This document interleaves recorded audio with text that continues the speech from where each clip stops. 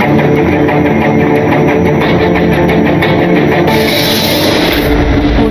students, welcome to Chennai IAS Academy.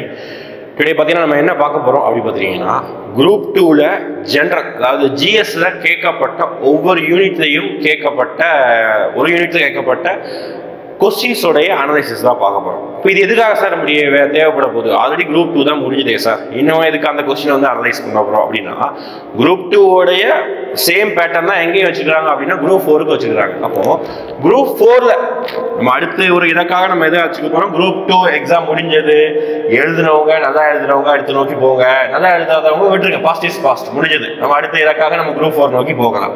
அப்போ group 4ல same pattern தான். 100 mark Tamil இருக்க போது, 100 மார்க் GS இருக்க போகுது, அதுல 25 ஆப்டிடியூட் சேர்த்து வரப்போகுது. அப்போ ஜெனரல் இங்கிலீஷ் படிச்சவங்க புதுசா தமிழ் படிக்க போறாங்க, அது மிகப்பெரிய டிஃபிகல்ட். அப்ப தமிழ் படிச்சவங்க எல்லாருமே திருப்பி அதே தான் எழுத போறாங்க. இதுலயே எல்லாருமே 90+ எடுத்தவங்க குரூப் 4லயும் 90+, 95+ எடுக்கிறதுல ஒண்ணுமே பிரச்சனை இல்லை, ஈஸியா சுலபமா எல்லாரும் எடுக்க தான் போறாங்க. அப்போ இது கட் ஆஃப் டிட்டர்மைன் பண்ண போறது கிடையாது. குரூப் 2லயும் கட் ஆஃப் டிட்டர்மைன் பண்ண போறது இதை நம்ம பார்த்துட்டோம். அப்போ திருப்பி எதுதான் டிட்டர்மைன் பண்ண போறதுன்னா ஜிஎஸ்ல கேட்கக்கூடிய அந்த 75 क्वेश्चंस தான் கட் ஆஃப் டிட்டர்மைன் பண்ணுது எப்பவுமே. அப்போ இந்த ஜிஎஸ்ல எந்தெந்த யூனிட் கிட்டத்தட்ட ஆப்டிடியூட் 10வது யூனிட் தவிர ஜிஎஸ்ல மொத்தம் 9 யூனிட் இருக்குது. ஆப்டிடியூட் 10வது யூனிட் அதை தவிர்த்துருங்க, ஏன்னா அதுல இருந்து 25 क्वेश्चन சாலிடா வந்தது. அப்ப ரிமைனிங் இருக்கக்கூடிய 9 क्वेश्चंसல இருந்து எவ்வளவு எந்தெந்த யூனிட்ல இருந்து எவ்வளவு கேட்டிருந்தாங்க அது நான் ஆல்ரெடி நம்ம ஆன்சர் கீ வீடியோ போடும்போது நம்ம பார்த்துட்டோம். ஓகேங்களா? எந்தெந்த யூனிட்ல இருந்து எவ்வளவு क्वेश्चन கேட்டிருக்காங்க, அந்தந்த யூனிட்லயும் எந்தெந்த டாபிக்ல இருந்து பர்டிகுலரா கேட்டிருக்காங்க, அதுவும் டைரக்டா புக்ல இருந்து இருக்குதா அல்லது அவுட் ஆஃப் புக் இருக்குதா, அதுதான் ஒவ்வொரு நாளும் நம்ம ஒவ்வொரு யூனிட்டையும் அனலைஸ் பண்ணி பார்க்க போறோம். ஓகேங்களா? அப்போ ஏன் இதை பார்க்குறோம் அப்படி பார்த்துட்டீங்கன்னா இதே பேட்டர்ன் தான் எங்கேயும் வரப்போகுது, குரூப் 4க்கு வரப்போகுது. குரூப் 4லயும் கண்டிப்பா நீங்க வேலைக்கு போக போறீங்களா வேலைக்கு போகலையா அப்படிங்கிறது டிட்டர்மைன் பண்ண போறது உங்களுடைய ஜிஎஸ் மார்க் தான். ஆப்டிடியூட் மார்க் எல்லாருமே போட்டுருவீங்க, நீங்களும் போட்டுருவீங்க, நானும் போட்டுருவேன், நேற்று படிக்க வந்தவங்களும் போட்டுருவாங்க. அப்புறம் ஜெனரல் தமிழும் பாத்தீங்கன்னா இங்கிலீஷ் மீடியம் பசங்க தவிர தமிழே முழு மூச்சா படிச்சுட்டு இருக்கவங்க சுலபமா குரூப் 2லயே 85+, 90+ போட்டவங்க குரூப் 4ல அசால்ட்டா 95+, ஆவரேஜா ஒரு 90+ எல்லாருமே போட்டுருவாங்க. அப்போ இதுல ஒரு நாட்ட கேம், இது வந்து ஒரு கேமே கிடையாது. அப்போ ஜிஎஸ் தான் கேம். அப்போ அந்த ஜிஎஸ் நல்லா நீங்க அனலைஸ் பண்ணி படிச்சுட்டீங்கன்னா ஒரு மாசம் நீங்க இன்னும் 60 நாள் இருக்குதா, அப்ப அந்த 60 நாளை ஒரு ஃபர்ஸ்ட் ஒரு 20 நாளை ஜிஎஸ் தான் ஒதுக்குங்க. ஜிஎஸ் முழு மூச்சா படிங்க. இது குரூப் 2ல எப்படி கேட்கறாங்க, ஒவ்வொரு யூனிட்ல எங்க இருந்து கேட்டுருக்காங்க, அந்த யூனிட் புக்ல இருக்குதா அல்லது அவுட் ஆஃப் சிலபஸா இருக்குதாங்கிறது தெளிவா பாருங்க. அப்போ அதை அனலைஸ் பண்ணா நமக்கு சுலபமா என்ன கிடைச்சிட போது, நம்ம வந்து அதை எப்படி செலக்டிவா படிக்கலாம் அப்படின்னு கிடைக்கும். அதுல இப்ப நமக்கு இன்னைக்கு நம்ம என்ன யூனிட் எடுக்க போறோம் அப்படின்னு பாத்துக்கிட்டீங்கன்னா ஜிஎஸ் 3, அதாவது யூனிட் 3 இருக்கக்கூடிய புவியியல்.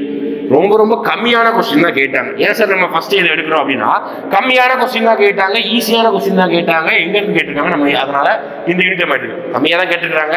அதுவும் ரொம்ப சுலபமா தான் இருந்தது.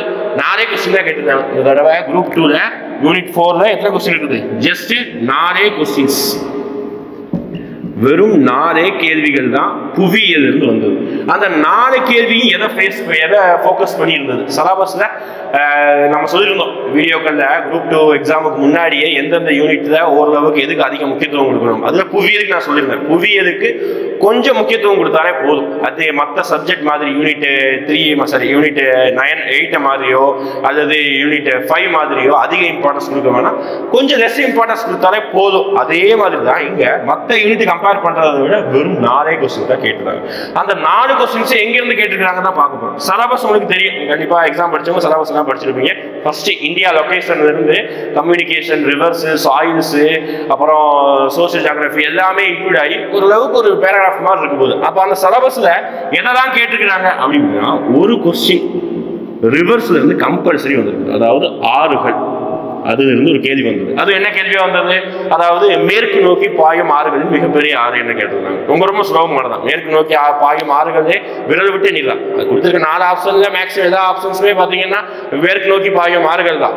ஆனா அதுல மிகப்பெரிய ஆறு கேட்டிருந்தாங்க. நமக்கு தெரியும் என்ன ஆறுகள் தான், நர்மதை ஆறு தான் வந்து ஆன்சர். நமக்கு எல்லாருமே தெரியும், ரொம்ப ஈஸியா போட்டுருப்பீங்க. அப்ப ரிவர்ல இருந்து ஒரு கொஸ்டின் வந்தது. அடுத்து இதுல இருந்து வந்தது அப்படின்னா ஃபாரஸ்ட், காடுகள். காடுகளை பத்தி சுலபமா மேட்ச் த ஃபாலோயிங்னு கேட்டிருந்தாங்க. அதாவது இப்போ என்ன சொல்றது, இலையுதிர் காடுகள் எதை சொல்றாங்க, அதாவது tropical evergreen forest, tropical deciduous forest, அப்புறம் டைடல் ஃபாரஸ்ட் சொல்லிட்டு இந்த சைடு வந்து லெஃப்ட் சைடுல ஃபாரஸ்டோட டைப், இதுக்கு இன்னொரு நேம், அந்த நேம் எல்லாம் கொடுத்துருந்தாங்க. அப்போ அதுவுமே டைரக்டா புக்ல இருந்து கேட்கப்பட்டது. அப்போ இதுவுமே டைரக்டா புக்ல இருந்து, இதுவும் புக்ல இருந்து. மூணாவது கொஸ்டின் என்ன கேட்டிருந்தாங்க அப்படி பார்த்தீங்கன்னா சாயில்ஸ்.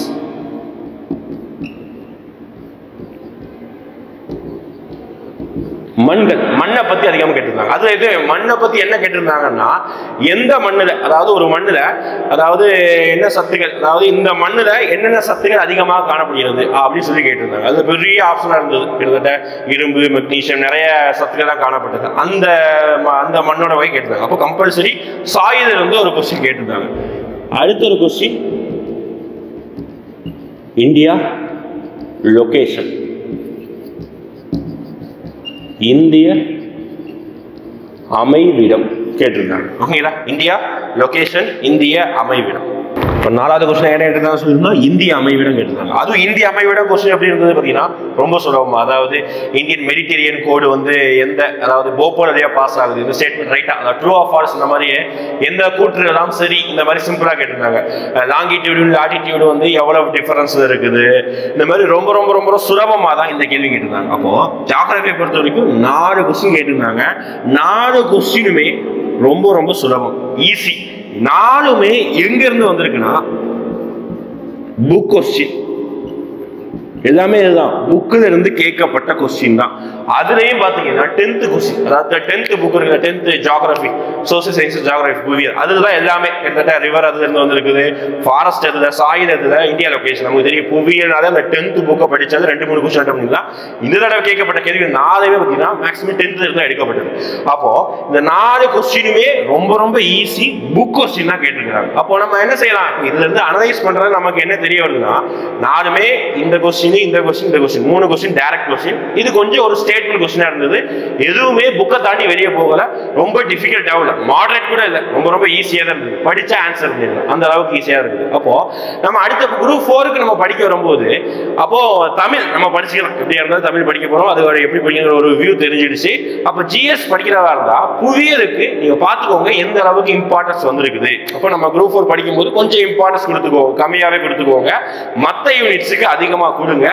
இதுல பாத்துக்கிட்டீங்கன்னா 4 கொஸ்டின்ஸ், அதுவும் புக்ல இருந்து டைரக்டா கேட்டிருக்காங்க, அதுவும் 10th புக். அப்போ நம்ம அடுத்து படிக்கும் போது 10th புக்கை, புவியியலை பொறுத்த வரைக்கும் 10th புக்கை தரவா படிச்சுட்டாலே தாராளமா மோரார்லஸ் எல்லாமே ஃபுல்லா சாட்டிஸ்ஃபை பண்ண முடியாது, மோரார்லஸ் சாட்டிஸ்ஃபையா இருக்குது. அப்போ நம்ம இதே மாதிரி அடுத்தடுத்த வீடியோக்குள்ள ஒவ்வொரு யூனிட்லையும் எங்கெங்க இருந்து கேட்கப்பட்டிருக்கு, அது புக்ல இருந்து வந்திருக்குதா இல்லாட்டி வெளியிருந்து கேட்கப்பட்ட கேள்வியா அப்படிங்கிறத நம்ம தான் பார்க்கணும். ஓகேங்களா, அப்ப இந்த யூனிட்டுக்கு 4 கேள்வி, 4மே ஈஸி, 4மே புக் கொஸ்டின்ஸ். ஓகேங்களா.